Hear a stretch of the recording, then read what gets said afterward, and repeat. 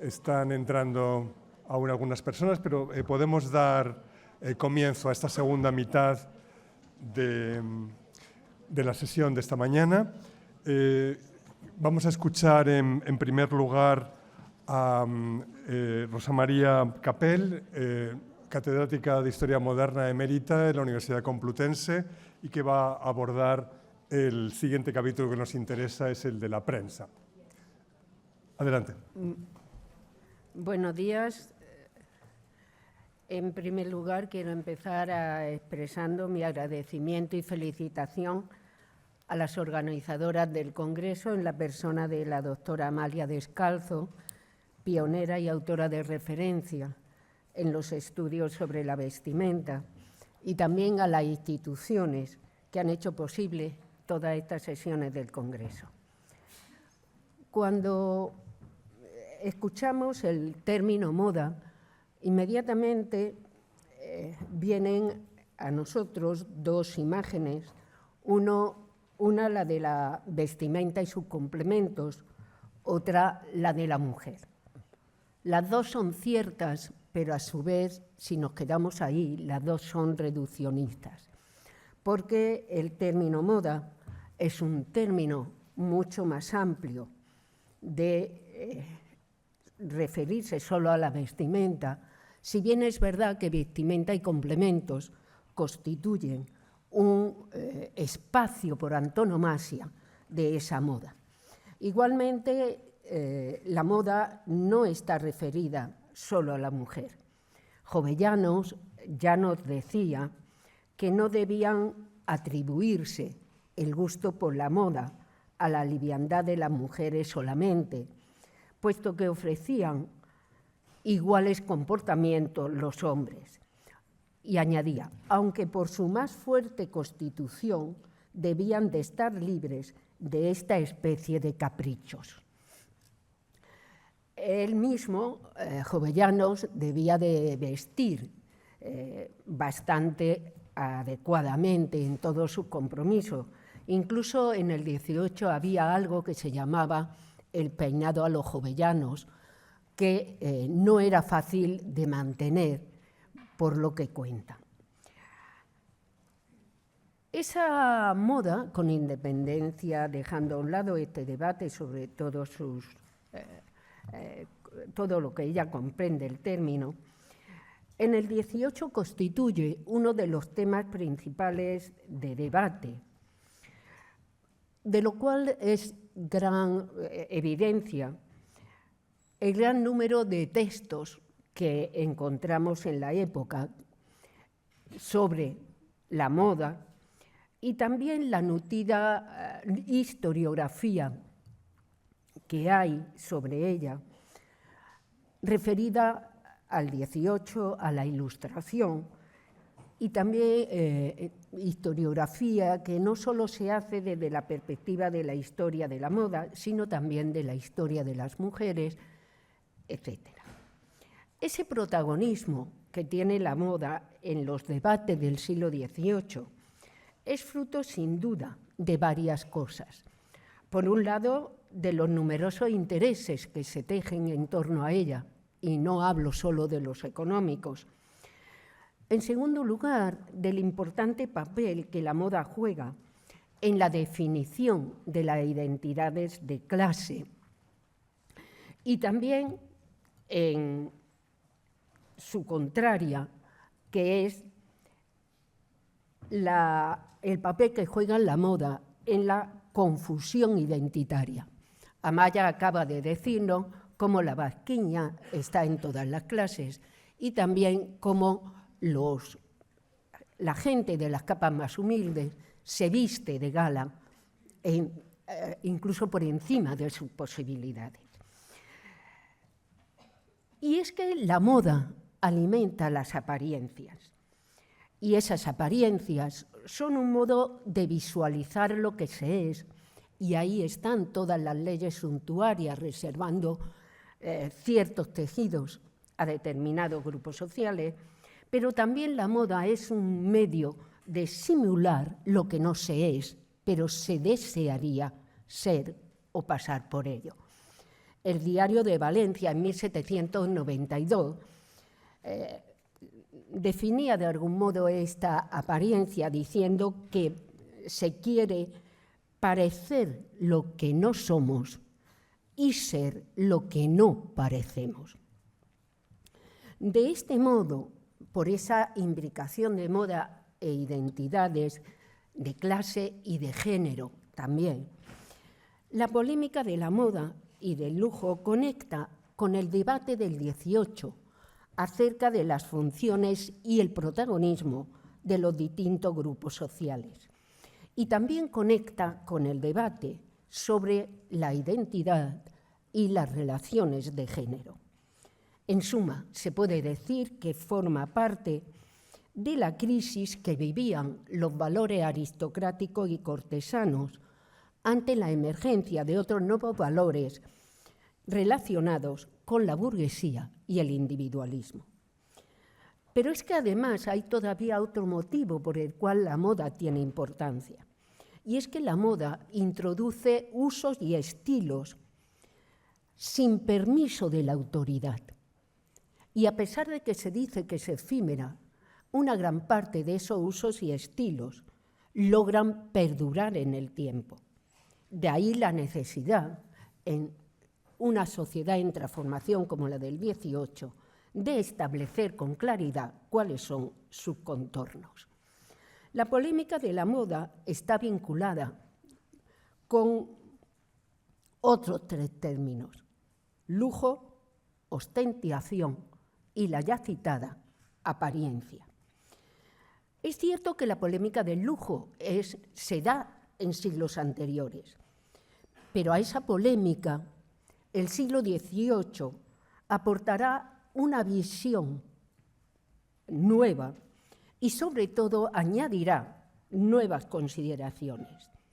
Y los cambios que el siglo XVIII establece en la polémica de la moda van a estar en tres áreas: los medios en que aparece y la difusión que alcanza, la perspectiva desde la que se hace o se enfoca esa polémica y también las posturas que se adoptan ante esa polémica. Puesto que es un tema candente, esa polémica va a estar presente en muy diversos tipos de publicaciones: ensayos, informes, literatura de creación, pero va a estar presente también en una nueva, de la que nos vamos a ocupar ahora, en un nuevo formato, que es la prensa. La prensa había aparecido en el siglo XVII, pero es realmente en el XVIII cuando se consolida, se esparce y se regulariza su aparición. Se multiplican las cifras de titulares, apareciendo ya publicaciones especializadas, como puedan ser las publicaciones sobre la moda, que aparecen, o también los primeros periódicos sobre o dedicados a la mujer. Y esa prensa va a ser una vía para la crítica social, la difusión de las ideas ilustradas, dar a conocer las políticas y los cambios, y va a ser un instrumento de intentar modificar las costumbres, adaptándolas a los nuevos tiempos. En cuanto a la polémica de la moda en la prensa, van a escribir sobre ella autores y autoras que ya nos han dejado, o que también nos han dejado sus reflexiones en otros tipos de publicaciones. Y generalmente esas contribuciones se hacen en forma de textos más o menos largos que abarcan distintos aspectos. Unas veces esos textos se acercan al tema de la moda, retratando o representando, recogiendo lo que era la realidad social, pero otras veces lo hacen de una manera indirecta, incluso metafórica, como le ocurre con el Diario de Valencia, que en 1792 incluye una fábula en la que hace a la moda hija de buen gusto y necesidad y mujer de capricho. y sus hijos son un cúmulo de desatinos, y en lo que va recogiendo todos los males que se dicen de la moda. También el Duende de Madrid alude a ello en forma de sueño relacionado con la aparición del discurso sobre el lujo y el traje nacional que acababa de publicarse. Pero además la prensa recoge o alude a la moda de una manera absolutamente innovadora, que ya la hemos visto también en alguna participación anterior, que es en forma de anuncio publicitario sobre las casas o los lugares donde se pueden encontrar géneros generalmente de Francia, que se venden como grandes novedades.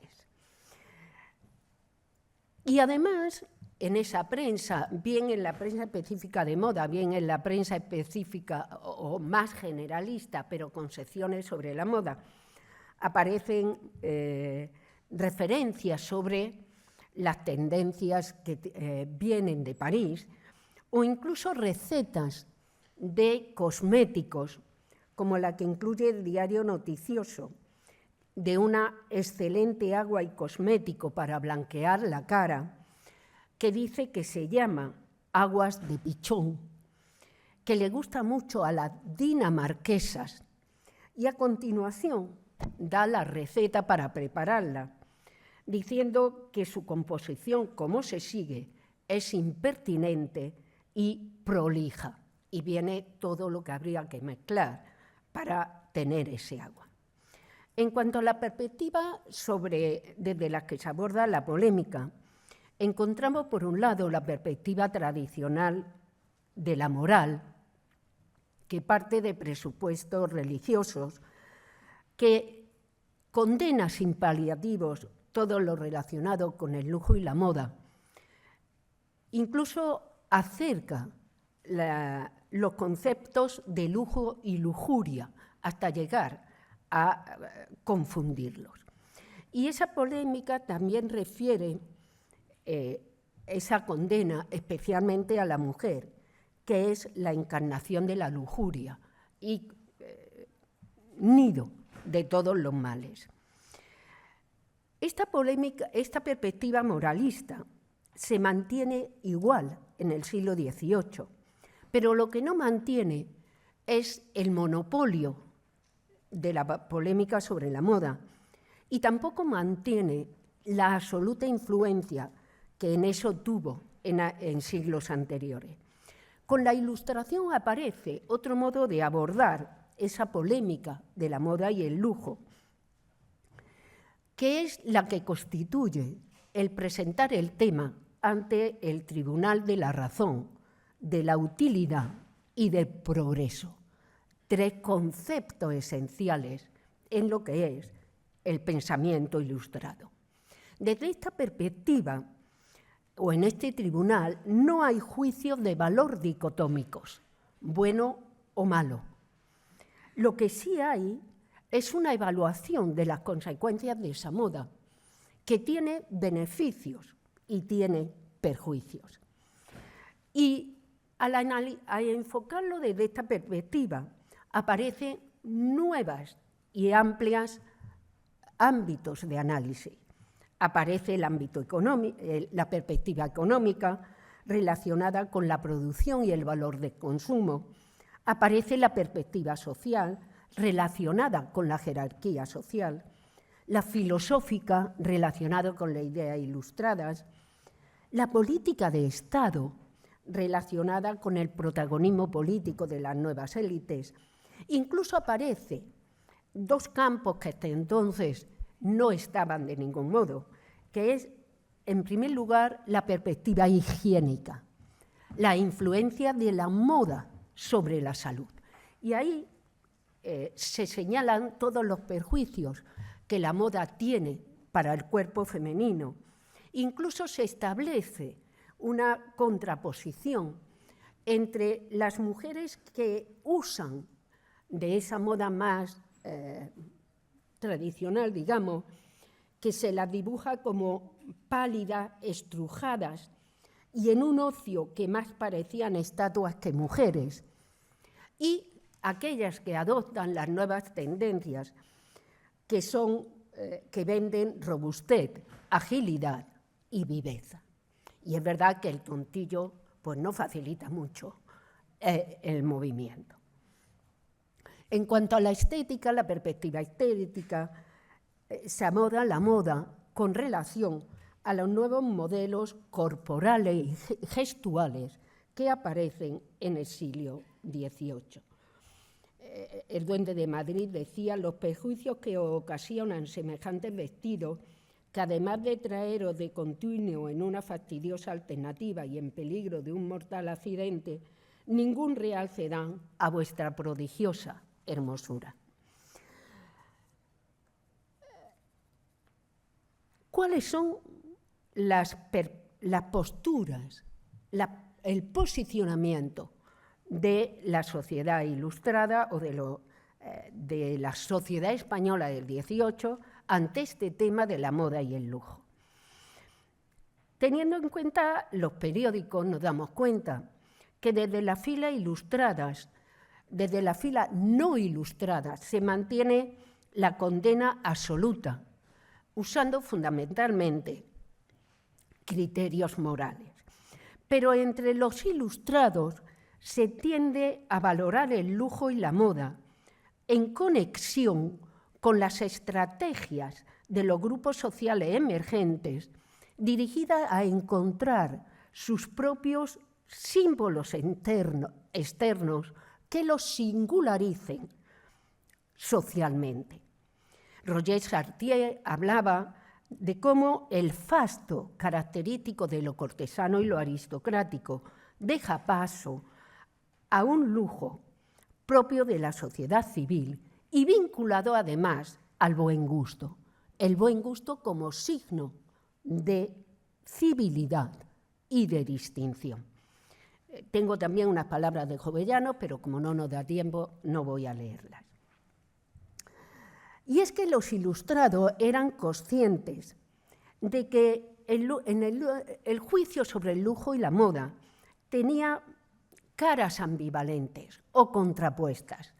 Cadalso decía en sus cartas marruecas: como político tengo una visión positiva del lujo, como filósofo tengo que considerarlo dañino. Por eso los ilustrados lo que van a hacer, Hume, Diderot, el propio Jovellanos, es establecer una diferencia, si quieren ustedes lo artificial que se quiera, entre un lujo de vanidad o de ostentación, que es totalmente reprobable y que es el lujo suntuario aristocrático, y un lujo que ellos llaman de comodidad, un lujo que facilita la vida y que además es útil individual y colectivamente. De este otro discurso ilustrado va a formar parte la reelaboración de las relaciones entre tres conceptos que son los de mujer, lujo y gasto suntuario. Y se reelabora ese concepto para que esa relación resulte razonable en determinados términos, se busque su utilidad y además se haga justificable. Justificable bien aludiendo a la naturaleza de las mujeres, bien aludiendo a que necesitan atraer la atención de los varones para cumplir su fin reproductivo y para ello necesitan ese lujo y ese gasto en cierto término, o bien para el impulso del progreso. La pensadora gaditana gusta de clasificar a sus coetáneos en tres grupos, de acuerdo con la reacción que tienen ante la moda. Por un lado estarían quienes aborrecían, ella dice, incluso el nombre de moda, y si eso fuera comida pasarían hambre. Esos son los partidarios de perpetuar los usos tradicionales, son fuerzas opuestas al cambio y que además son gente, decía Beatriz Cienfuegos, cuya actitud nace de la falta de gusto y de la sobra de ignorancia. Luego estarían quienes se desviven por ir a la última moda. Esos son igualmente criticables y son tanto hombres como mujeres. Amaya también nos ha leído algunas referencias a cómo se arreglaban los hombres del 18. El pensador en el pensamiento 17 tiene un diálogo entre dos petrimetres que no tiene desperdicio en este sentido.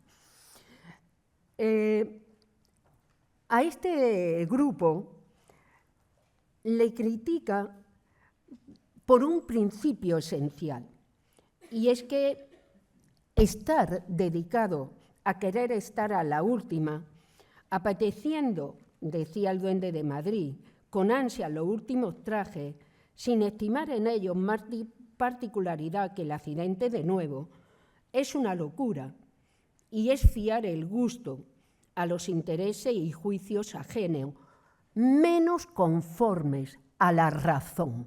De nuevo, no aparece este término.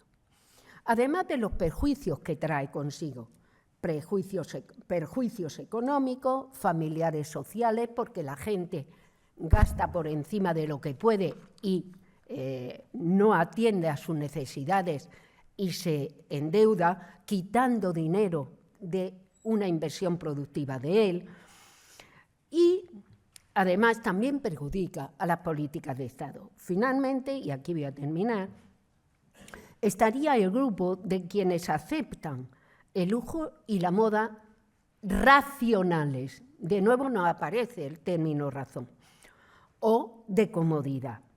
Y ella decía, hablo siempre de aquellas honestas y discretas que se regulan a la calidad imposible de los sujetos y no la exceden ni en lo costoso ni en lo decente, porque si pasan de esa línea siempre serán tenidas por defectuosas.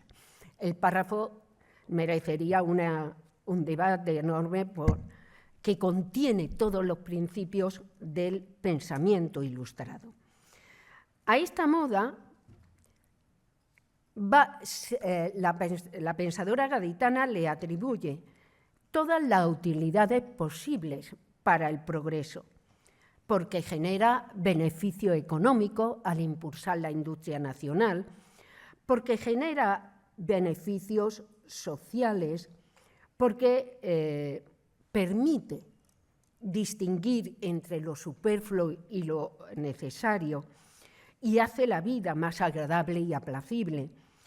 Y también le da beneficios para las políticas de Estado, porque aumenta los recursos de los colonos, se tienen menos poder los extranjeros, aumenta la comodidad del cuerpo, la tranquilidad del alma y mantiene la distinción de vuestra noble jerarquía. Porque no olvidemos que los ilustrados no quieren echar abajo la sociedad que conocen, sino reformarla en el sentido que ellos creen es mejor para todos. En definitiva, en este modo, desde esta perspectiva, desde esa moda racional, la moda sería un símbolo de progreso social porque es lo nuevo, pero también de progreso para la nación. ¿Y cómo hacer aceptar mayoritariamente esa idea de modo racional? A través de los instrumentos que tiene la Ilustración. En primer lugar, la educación. Y, en segundo lugar, el colocar, incluso las mujeres, los intereses personales, individuales, por debajo, sometidos al bien superior del conjunto social. Y para eso ahí estaban las damas de la Junta de Mérito y Honor, que en su respuesta a al proyecto sobre el traje nacional, habían sabido, digamos, con suaves armas que dice, poner los intereses de la patria, la nación y el Estado por encima de otros.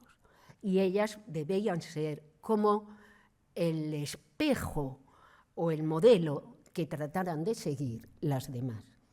Muchas gracias.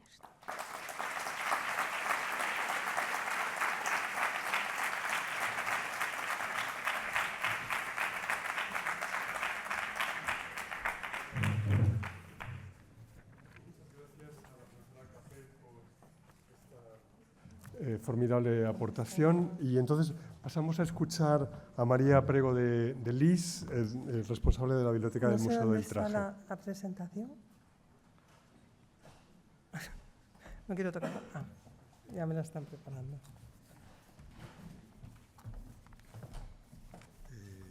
¿Tú no sabes dónde está? La están buscando.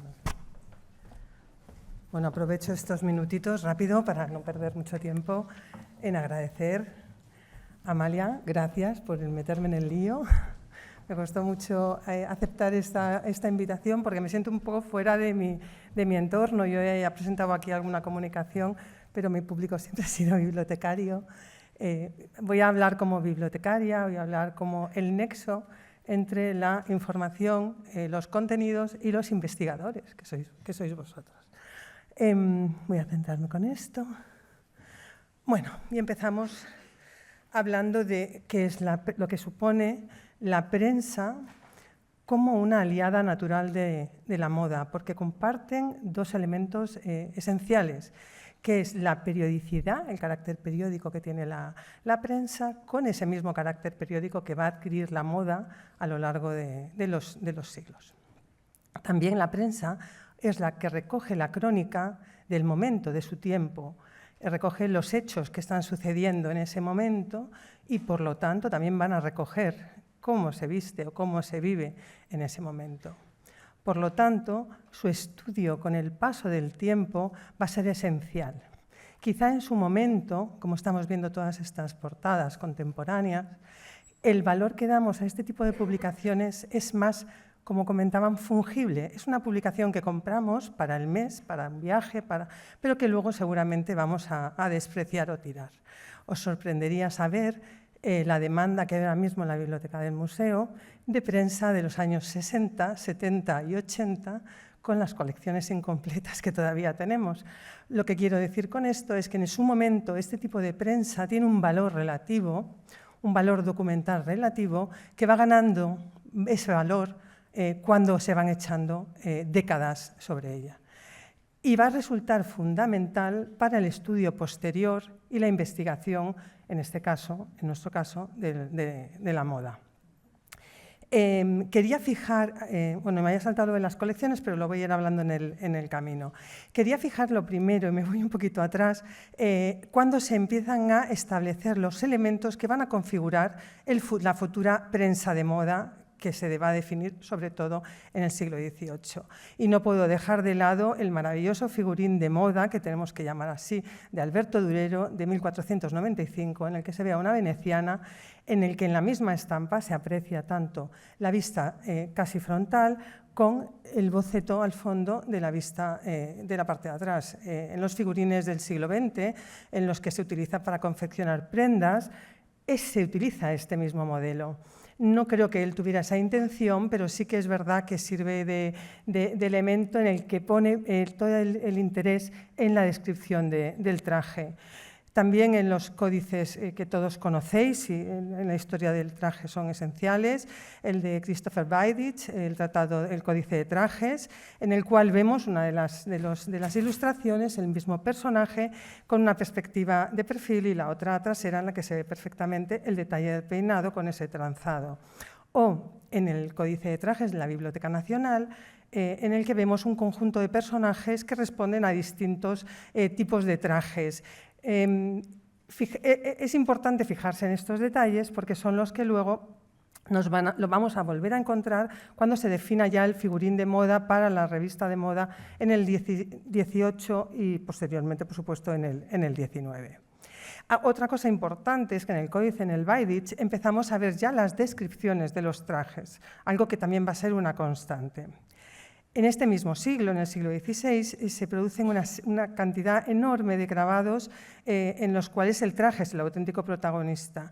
Y aquí vuelvo a fijar la atención en esas perspectivas distintas, como es en el caso del Bertelli, la visión trasera para que podamos apreciar los distintos elementos del traje, incluso la transparencia del velo que nos permite también adivinar cómo serían las mangas, los adornos y el cuello. Y en el caso de Amand, esta doble perspectiva que habíamos hablado antes. Por último, en el siglo XVI, que es como la época dorada de los libros de traje, no podíamos pasar sin citar al archiconocido Becelio, en el cual se van sumando elementos, por un lado en la imagen gráfica y en la misma cara, o sea, en el verso y en el recto, la descripción del traje. Y en muchos casos de las estampas, sobre todo las italianas, porque Becelio trabaja esencialmente en Venecia, el anuncio de fabricantes y artesanos que hacían determinadas prendas. Este es un elemento novedoso que luego se va a mantener, por supuesto, en la auténtica prensa de moda. Y llegamos al momento en el que yo creo y sigo la obra de Joan de Jaén, La esencia del estilo, que creo que es una obra fundamental en la cual determina que en la corte de Luis XIV, en la corte de Versalles, se establecen los elementos que van a configurar el sistema moderno de la moda como sistema moderno realmente. Y Joan de Jaén nos define la moda como conjuntar de la cabeza a los pies y el concepto de temporada. Este es uno de los elementos que nos faltaban para ir redondeando toda esa prensa que va a florecer luego en el siglo XVIII. Los medios de difusión nos han hablado ya de los grabados, nos hablarán a continuación de las muñecas y la prensa como otro de los elementos. También en este momento se siguen distribuyendo de manera frecuente colecciones de grabados, grabados de moda. En este momento ya no son grabados de traje, los definen los especialistas como grabados de moda, y suma otro elemento que, aparte del concepto de temporada, lo que se lleva en función del día. Un vestido de mañana, un vestido de paseo, un vestido de tarde, un vestido de noche, el vestido de visita. También empiezan a fijarse en las descripciones que aparecen junto a la estampa, al grabado. Y por supuesto, las muñecas, bueno, quería hoy mostrar como un elemento de difusión. Llegamos al que se considera la primera crónica de moda en prensa. El Mercure Galant no es una revista de moda, es una revista del ambiente social de Versalles, es una revista con contenidos literarios, artísticos, sociales, de cotilleo, de nacimientos, muertes, etc. Era la crónica de Versalles. Comienza en 1672 y no es hasta 1678 cuando en enero su editor decide introducir contenidos de moda. ¿Por qué? Bueno, pues porque en Versalles, en la corte de Versalles, para Luis XIV, el cómo se viste es fundamental. Me refiero, se tenía regulado, al igual que otros aspectos de la vida cotidiana, el cómo debía vestir los miembros de la corte en los distintos momentos del día. Y no solamente en los distintos momentos del día, sino que aquí ya aparece claramente ese concepto de temporada que a todos nos resulta tan natural cuando hablamos actualmente de la moda. Y la primera publicación en la cual se describe un traje de invierno y un traje de invierno masculino, un traje de invierno femenino, nos detallan claramente cada una de las prendas y los complementos que lleva cada uno de los personajes. Estas son las dos primeras que están identificadas como tal. O sea, este procede de la Biblioteca Municipal de Lyon. Si queréis consultarlo, está en línea, excepto las imágenes que están ocultas, nosotros las solicitamos. Y además, no solamente es la ilustración de moda, sino es la descripción que hace en el texto. En ese texto nos indica lo que se va a llevar y lo que está de modé, lo que ya no se lleva, qué color va a ser el predominante de esa temporada, qué prenda, qué tejido o qué nuevo complemento va a aparecer. Incluye además los establecimientos y los artesanos y dónde se pueden conseguir esas manufacturas, ya que sabemos que en la Corte de Versalles, con la actuación del ministro Colbert, hay una clara intención proteccionista de las manufacturas francesas y, lógicamente, tenían que promover justamente esas manufacturas. Con ese contexto llegamos al siglo XVIII y ya tenemos esos elementos que van a conformar lo que consideramos prensa de moda o prensa femenina con contenidos de moda. Y esto es algo constante no solamente en el XVIII, sino también en el XIX, en el XX y en el siglo XXI.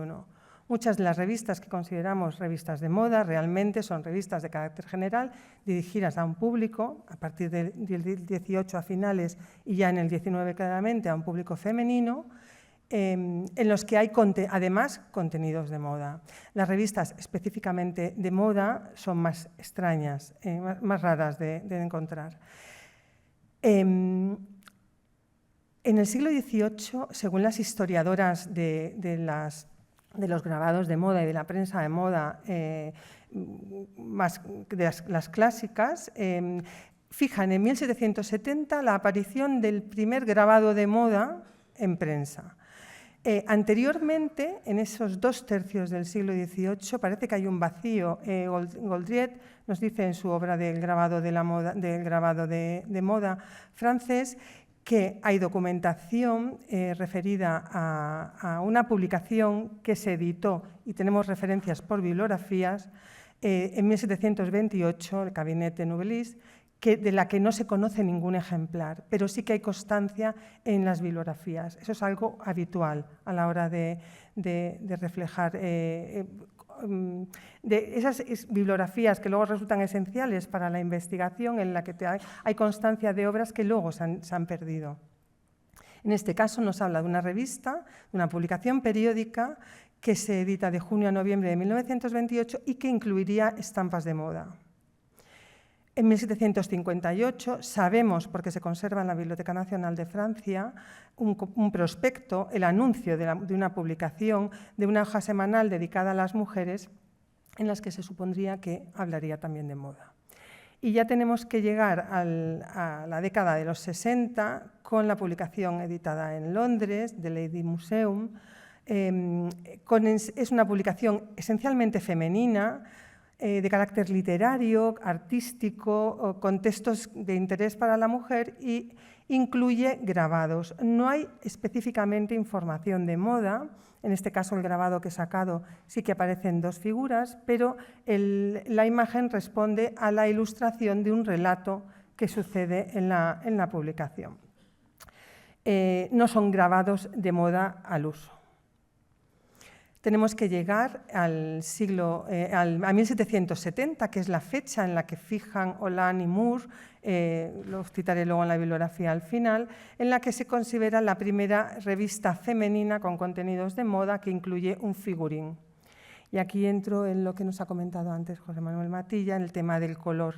En principio, todas las fuentes que yo he consultado, toda la obra que yo he consultado, nos dice que hasta 1790 esta publicación no tiene los figurines coloreados, y la que encontramos aquí aparece coloreada, no sabemos cuándo, no hay constancia, no informa sobre ese detalle. Lady Magazine, como veis por la cronología, es una revista que se mantiene durante más de 50 años en el mercado, tuvo muchísimo éxito. Se publicaba, era una revista, pues como podía ser, una revista de carácter general femenina. Ya en el primer número, como veis, ahí aparece un grabado de una mujer vestida de gala, y el figurín aparecería ya en 1771. En esta revista, de carácter mensual, se me ha ido un poco en esta revista, al principio copia modelos también franceses, pero hay un momento en los años 80 en los que ya directamente adquiere sus ilustraciones de otras revistas francesas. Eso es algo muy usual, sobre todo en el 19. Hay una serie de productores de figurines, de estampas de moda, que los distribuyen por el resto de publicaciones. En el caso del siglo XIX, los franceses son los que tienen mayor peso. Otra de las publicaciones que me gustaba destacar, bueno, no sé, he comentado que hay más de 40, yo he contado más de 40 cabeceras de moda o de revistas femeninas de moda en el siglo XVIII, lógicamente es imposible abarcarlas todas y lógicamente no son todas accesibles, muchas se han perdido o no están digitalizadas, que es otro de los temas que me gustaría resaltar. Os he ido indicando en todas las estampas donde he localizado en los repositorios digitales o en las bibliotecas para que tengáis esa información también. En este caso, la Galería de Modas y Trajes Franceses no es en sí una revista al uso, no es una publicación periódica como la que hemos visto anterior, que tiene una periodicidad establecida. Es una colección de estampas que se van publicando a lo largo de varios años, empiezan con mucha fuerza, publican unos cuadernos, unos fascículos con distintas estampas y va descendiendo progresivamente hasta que desaparece en 1788. Como veis por las ilustraciones, es una obra de gran calidad, tuvo muchísimo éxito, fue muy reproducida y muy copiada y tiene un interés destacado sobre todo en la descripción de los modelos y en la lámina que veis a la derecha en la descripción de los peinados. Yo he hecho un pequeño rastreo estos días por el catálogo del Museo del Prado y en concreto de esta revista hay un cuadro de Louis Paret, la persona que catalogó esa obra, un cuadro, el retrato de María de las Nieves Micaela Fournier, de 1783 de Louis Paret, en el que hace referencia la persona que cataloga, que hace la descripción de la ficha, a la Galería de las Modas. ¿Por qué? Porque el peinado que luce María de las Nieves es un peinado a la moda, un peinado simple a la moda, tal y como lo describe la Galería de las Modas. Igualmente el vestido que lleva, y nos lo menciona en la propia descripción, es un vestido, un robe a la Levit. Vale. Voy rápida. Aquí quería destacar, he oído hablar a varios conservadores de aquí del Museo del Prado, el valor que tiene este tipo de publicaciones a la hora de poder hacer una descripción correcta de las denominaciones de las piezas y de lo que se... Hay que entender que estas publicaciones reflejan lo que se vivía en ese momento, lo que se veía en ese momento. No puede haber un interés en mostrar algo más novedoso, pero dentro de la línea de lo que se estaba llevando realmente, por lo menos en estos casos. Aquí tengo luego las publicaciones producidas por Busson. Es la misma publicación que va sucediéndose, va cambiando el título, eso es muy usual en las publicaciones periódicas, del Cabinet de Mode, del Magazine y luego el Journal. Aquí ya entramos en un punto de inflexión importante. A partir de 1790, con la llegada de la Revolución, se afecta claramente la ilustración y cómo se recoge la moda. Y eso queda perfectamente reflejado en este tipo de ilustraciones. Como veis aquí, en estas estampas, ya no aparece la mención al tipo, pero sí que en la publicación, porque todas están enmarcadas dentro de un número, o sea, dentro de un fascículo correspondiente a un número, a un mes, a un año. En ese caso, ahí va a venir siempre la descripción del figurín. Eso se fija ya. Eso ya se va a mantener a lo largo del resto del siglo XVIII y, por supuesto, en el siglo XIX. En todas las revistas, junto con el figurín, que cuando salía iría en el cuadernillo y el figurín iría suelto. Por eso encontramos muchas obras en las que el figurín ha desaparecido o luego se han encuadernado y el figurín se ha arrancado. Aparece la descripción de tejidos, descripción de colores y descripción de para qué se utiliza, si es un traje de día, si es un traje de noche, etc. Volvemos al Reino Unido y aquí encontramos otro de los hitos de lo que es los figurines de moda, y es la publicación en 1794 de la Galería de Moda de Niklaus Heidelhoff. Aquí aparece un elemento nuevo o que se había hecho pero de una manera muy sutil, y es que los personajes aparecen ya en un contexto, en un escenario generalmente exterior. Aquí he seleccionado una que se corresponde con la época.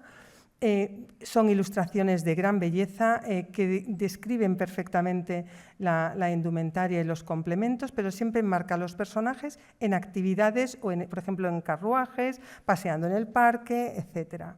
Es un elemento que luego ya en el siglo XIX también se va a consolidar. Por otro lado, tenemos esa dualidad, ¿no?, de la moda entre Londres y París, esta publicación con la serie de Costume Parisien, y luego una de las publicaciones que tenía que sacar sí o sí, puesto que es la más antigua de las revistas de moda que tenemos en la colección del Museo del Traje, de Lady Monthly, que ha ilustrado, como veis, toda la presentación. Llegamos a una de las grandes publicaciones del siglo XVIII, referencia para cualquier historiador, y que va a definir hasta el primer tercio del siglo XIX. De esta publicación, de Le Journal des Dames, hay ediciones en Alemania y en Bélgica. Eso para los bibliotecarios resulta un poco complicado, puesto que a veces tenemos mezcladas ediciones, y poder discriminar cuál es la que corresponde a cada una resulta un poco complicado. Es una revista que publica, como veis, 3.624 estampas con ese nombre. Lo vais a ver en casi todos los manuales de historia del traje, sobre todo en el primer tercio del siglo XIX. Y en este caso ya estamos en plena revolución, en época de terror, y aquí me ha resultado muy curioso a la hora de ilustrar, por un lado, esa denominación de prendas, como es la cintura a la víctima, relacionado con la revolución. Tiene una historia muy curiosa, pasa que no da tiempo a contarla. Y luego otro elemento, en el cuadro de la condesa de Chinchón aparece referencia, no a esta estampa, pero sí a esta serie, puesto que, como veis, la cofia que luce es muy parecida a la cofia que lleva la condesa de Chinchón, que lleva como una especie de ramillete de espigas. Y cita expresamente la persona que cataloga a la marquesa de Chinchón que la estética tanto de la cofia como del traje tiene su referente en estas estampas. Por último, ¿voy bien? Esta es la última. Vale. Entonces, por último, no me quería olvidar, bueno, esta es una de las grandes olvidadas cuando pensamos en la prensa de moda, en los figurines de moda del 18 exactamente, es la producción de publicaciones de moda en Alemania. Para mí ha sido un descubrimiento, realmente, ahora cuando he profundizado más, siempre estaba más en el eje del Reino Unido y Francia. He destacado, hay hasta 15 cabeceras con contenidos de moda en Alemania en el siglo XVIII, más que las que tiene el Reino Unido. En este caso tenemos el Journal de Luxus, que es una copia del Cabinet. O sea, está hecha al modo de la copia del Cabinet. Y luego, por otro lado, esas revistas que comentábamos antes, generalistas, como es esta revista general europea, que habla de todo, de música, de literatura, de naturaleza. Es una revista general que incluye contenidos de moda. Y en este caso, aparte del figurín que ya conocemos, tiene hojas dedicadas a los tejidos, y lo que veis ahí es una muestra real de tejidos. He querido destacar, porque los bibliotecarios nos gusta contar con quién hemos hablado, la bibliografía esto es parte de la bibliografía que he consultado. Aquí me gustaría destacar sobre todo el trabajo de Viviane Holland. Como veis ahí, las fechas tanto de Viviane Holland como de Moore es 1770, que es cuando establecen ellas esa. Yo creo que se podía adelantar hasta el Mercure. Y luego una obra muy reciente, muy interesante, que según salió la compré rápidamente, que es la de ay, ¿dónde estás? Que no te veo. La de Miller, de 2022, que es una historia iconográfica del traje y que yo creo que es muy recomendable para cualquier investigador. Por supuesto, la parte española, con el trabajo de Ana María Velasco, de moda y prensa femenina, que se centra en el 19, puesto que en el 18 no hay prensa de moda en España, no hay. Hay contenidos puntuales, como os ha contado antes Rosa María, pero no, quitando la pensadora gaditana, poco más. Y aunque se centra en el siglo XIX, tiene una introducción muy interesante y muy completa de la historia de la moda. Y gracias a todos.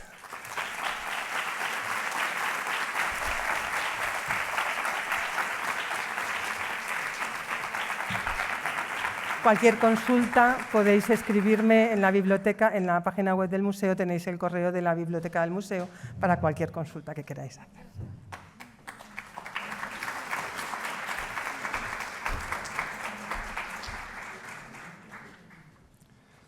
Bien, muchas gracias a María Prego por su ponencia.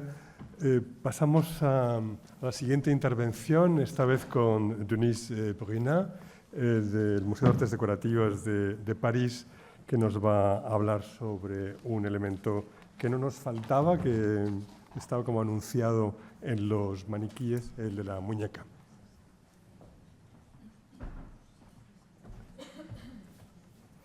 Ok.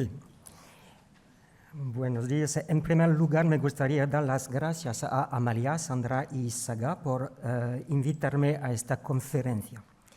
Quería dar esta conferencia en español y creo que me equivoqué porque enseguida me di cuenta de que mi nivel había caído en picado. Así que gracias por su indulgencia. En el siglo XVIII, aunque las primeras revistas de moda conocen un éxito rotundo, la difusión de las modas se hace aún a través de muñecas. Efectivamente, la mayoría de las modistas y marchantes de moda, como Rose Bertin, marchante de María Antonieta, o Madame Elof, otra marchante de modas y modistas de ropa blanca de la reina y de las damas de su corte, utilizaban muñecas vestidas con sus propias creaciones para dar a conocer sus vestidos y accesorios a un amplio número de clientes. Algunos textos y alguna rara imagen han preservado el rastro de estas muñecas de moda. Tomemos el ejemplo de Madame Elof. En el libro diario de Madame Elof, en el año 1788, aparece un encargo aparentemente hecho por Madame Elisabeth, hermana de Luis XVI, de una muñeca para su amiga la Condesa de Bombelle. El documento evoca con todo lujo de detalles los tejidos que debían servir para confeccionar un vestido de gala que llevaría la muñeca. En él se precisa también la realización de, cito, una gran caja con doble fondo en la que guarda la muñeca y su vestido. Rose Bertin vestía sus muñecas para enviarlas a clientas lejanas. Había abierto en 1767 su tienda, El Grand Mogol, en la calle Saint-Honoré. En esta calle que bordea el Palacio Real se concentraba un gran número de tiendas de moda. Varios documentos del siglo XVIII hablan de la muñeca de la calle Saint-Honoré. Entre esos textos se encuentra el célebre Tableau de Paris, escrito por Louis-Sébastien Mercier, un afamado cronista parisino de los años 1780. Mercier alude a las marchantes de moda, que califica de profundas inventoras. Evoca también eso que llama, cito, la famosa muñeca, el maniquí engalanado con las modas más nuevas, el prototipo inspirador. Mercier relata incluso la anécdota de un extranjero, es muy difícil por el francés, un extranjero que no quería creer en la muñeca de la calle Saint-Honoré.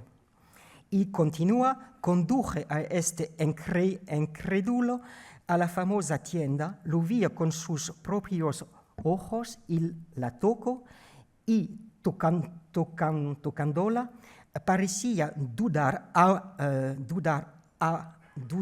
aún, hasta ese punto le parecía increíble. Fin de la cita. La descripción de la muñeca por Mercier es la de un auténtico maniquí de tienda, como los que aparecen en dos grabados del finales del siglo XVIII. El primero, que data de 1784, se titula La costura o bella promesa de poco efecto. La escena se desarrolla en el interior de una tienda de modas donde se mezclan empleados y clientes potenciales. En el primer plano, una marchante de modas ajusta un vestido sobre un maniquí de talla humana frente a una cliente elegante que parece enamorada de la prenda. El otro grabado es de Daniel Chodowiecki y muestra un maniquí ingeniosamente articulado siendo vestido por una marchante de modas. Tras una ventana que sin duda da a la calle, tres mujeres curiosas tiemblan de impaciencia a la vista del vestido. En efecto, presentaba en el escaparate este tipo de muñeca pretendía transformar al transeúnte en cliente. Me gustaría volver a Louis-Sébastien Mercier. Mercier, en su descripción de la muñeca de la calle Saint-Honoré, precisa el papel esencial del objeto que llama también maniquí, diciendo que, cito, viaja de París a Londres todos los meses y ahí va a difundir su gracia por toda Europa, va al norte y al sur, penetra en Constantinopla y a Petersburgo. Y el pliegue que una mano francesa ha hecho se repita en todas las naciones observadoras del gusto de la calle Saint-Honoré. Fin de la cita. Tal es la auténtica misión de la muñeca vestida, ser enviada a las grandes ciudades de Europa para difundir las modas. Aunque la tradición de la muñeca se encuentra arraigada en el siglo XVIII, es anterior a esta época. Algunos ejemplos encontrados en la literatura, las crónicas y las cuentas de las casas reales revelan la costumbre que existía no solo entre los sastres, sino también entre particulares y más aún entre los reyes, de encargar muñecas vestidas con modas nuevas para informar a un pariente, una amiga alejada o un rey extranjero de los caprichos de la moda contemporánea. Por ejemplo, en 1494, Ana de Bretaña, entonces reina de Francia, se gastó 7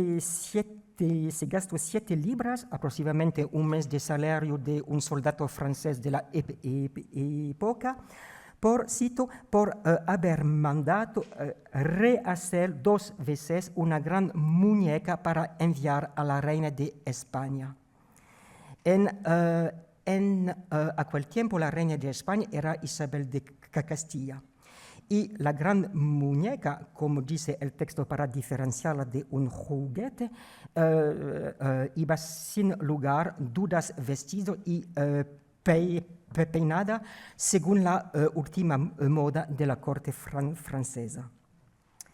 Algunos años más tarde, en 1515, Francisco I le pidió a Isabel d'Este que le enviase, cito, una muñeca vestida a la manera o a la moda de la princesa, con, cito, las camisas, mangas, prendas de debajo y de encima, peinados y tocados que vos lleváis. Fin de la cita. La carta indica incluso el objeto de aquella solicitud. Cito, para hacer algunos de estos vestidos para darlos a las mujeres de Francia. Fin de la cita. Es decir, para que la reina y las damas de la corte de Francia pudiesen vestirse, por así decirlo, a la italiana.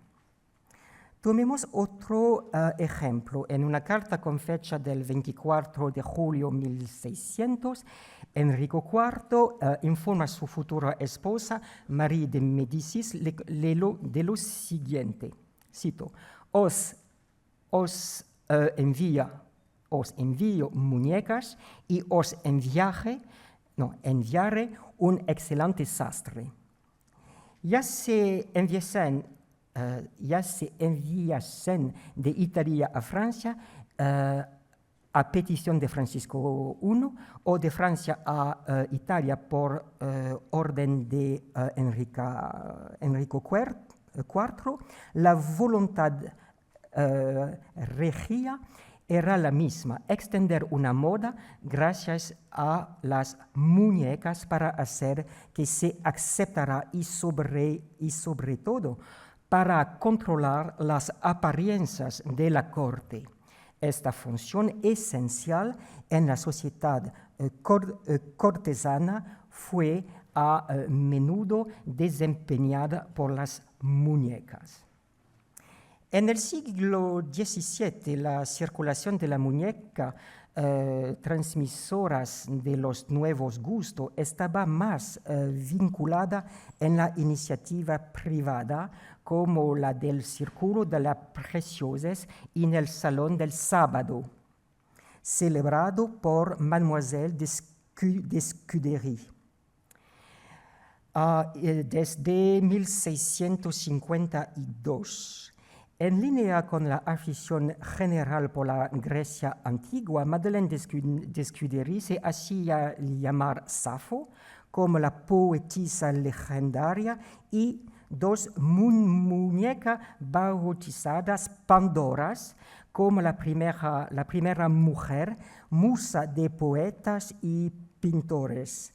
Eran vestidas por las damas que participaban en estas asambleas, para luego ser enviadas a las provincias y difundir los nuevos gustos.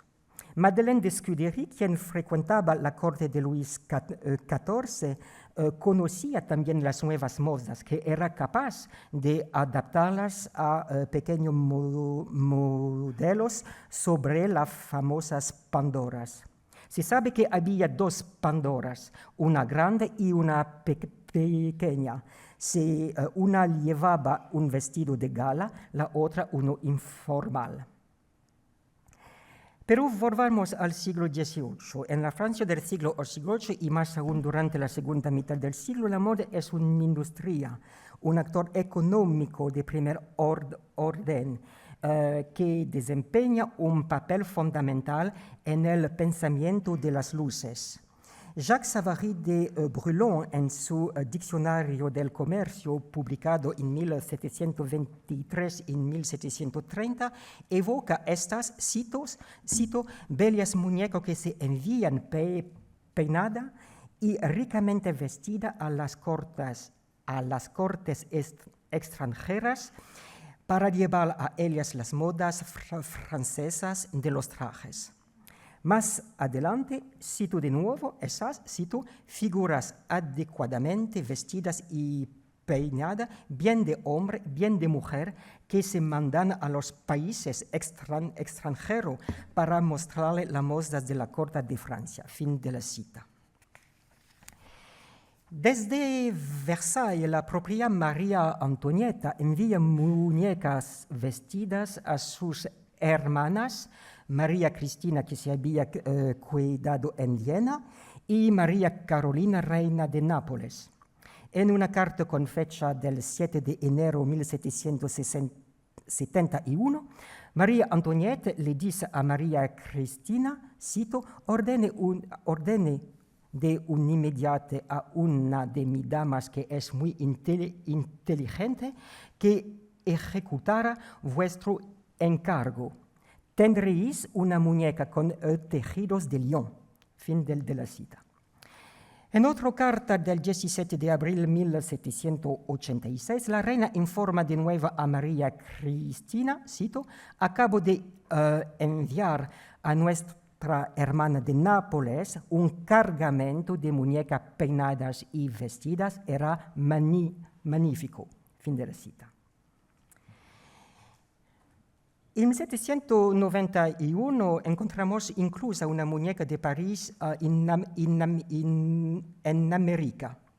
En un texto atribuido a William Livingstone, primer gobernador de Nueva Jersey, el autor reflexiona sobre la moda, recuerda con nostalgia los cómodos trajes que llevaba en el condado de Bergen y se queja de, cito, la pasión inextinguible de los aderezos extranjeros.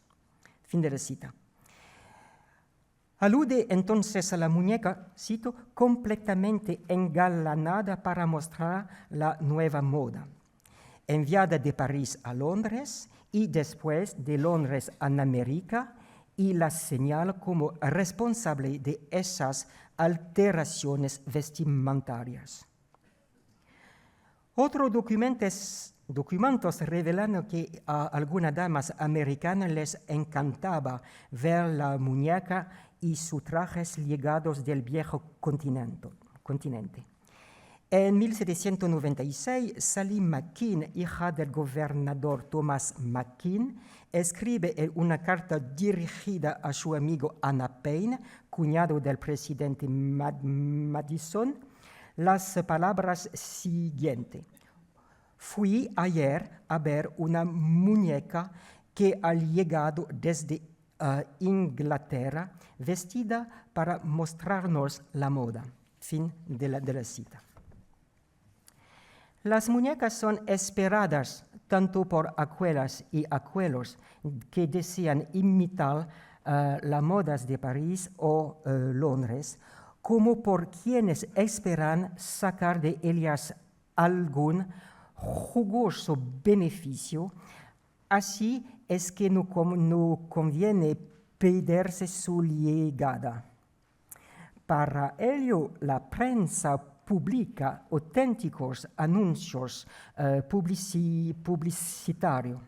Por ejemplo, el 12 de julio de 1733, el New England Weekly Journal de Boston indica que donde la señora Anna Titz, modista en la calle Sommer de Boston, se puede ver un maniquí a la última moda con artículos del vestido, trajes de noche y todo lo que concierne al atuendo de una dama.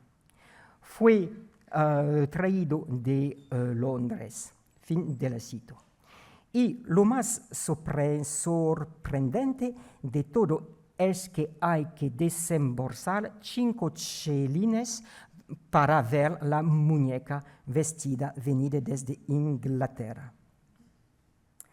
Una anuncio aparece también en otro periódico de Boston, The Massachusetts Gazette, en 1766, proclamando la llegada de una, cito, gran muñeca de Londres vestida a la manera más elegante y, según el gusto, más nuevo. Fin de la cita. Las expediciones de esta muñeca, así como los anuncios en prensa de su llegado a tal o cual ciudad, demuestran que estas no eran simples envíos isolados o casuales, sino que estaban perfectamente integradas en auténticos circuitos comerciales. Se podría pensar que a principios del 18, cuando Francia estaba enfrentada con Inglaterra con motivo de la Guerra de Sucesión Española, los envíos de estas muñecas de moda se interrumpieron.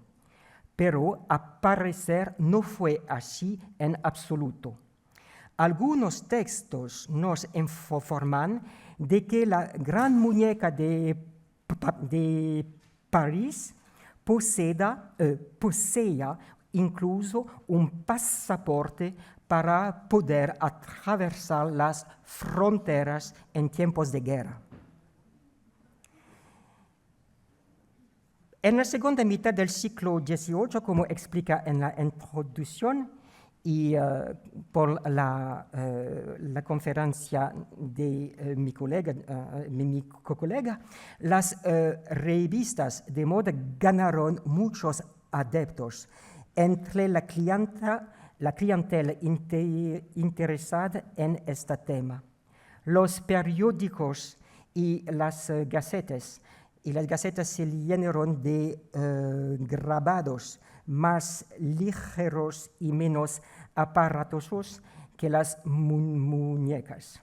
De esta manera, poco a poco, las revistas reemplazaron a las muñecas vestido en su misión de difundir las modas. Muchas gracias.